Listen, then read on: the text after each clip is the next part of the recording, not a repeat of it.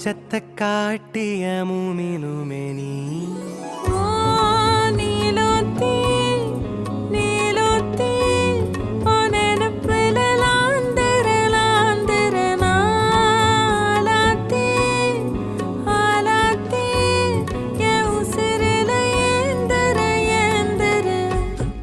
இந்த மாதிரி காசு கடிச்சு போட்டோன்னா என்ன வேண்டிக்கிறோமோ நடக்கும் சார். உங்களுக்காக வேண்டிக்கிட்டேன்.